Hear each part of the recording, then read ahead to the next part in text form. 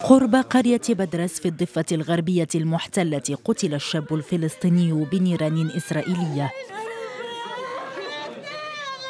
اللي صار انه يعني كانوا في المدرسة، فاثناء انه خروجهم من المدرسة الجيش لما شافهم صار يطلق عليهم النار، فمباشرة يعني أصابوا 4 رصاصات. راح الصبح يقدم امتحان، كان آخر امتحان له. نزل يقدم الامتحان، بعد يمكن نص ساعة بس بيجي تليفون بحكي له أخوكم اتصاب. حول الحادث الأخير تفاوتت الروايتان الفلسطينية والإسرائيلية، ففيما ذكرت الأولى أن الجنود الإسرائيليين أطلقوا النار باتجاه فلسطينيين كانوا خارجين للتو من المدرسة، وذلك بعد مشادة بين الطرفين.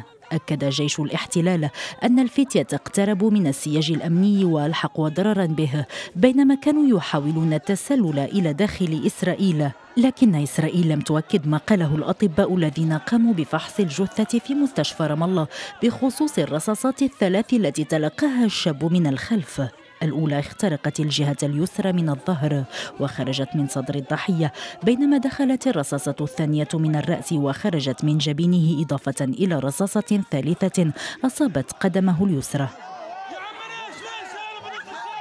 سمير عوض 17 عاما، إنه ثاني فلسطيني يفارق الحياة خلال 4 أيام، حيث قتل جنود إسرائيليون فلاحا فلسطينيا شمال قطاع غزة. يدرك مشيع سمير عوض جيدا أن العنف هو القاعدة وأن الأمور تتخذ الآن منحا تصاعديا، وما إعلان إسرائيل عن خططها لبناء وحدات استيطانية جديدة وحصول الفلسطينيين على اعتراف فعلي بدولتهم في الأمم المتحدة إلى تكريس لهذا الوضع.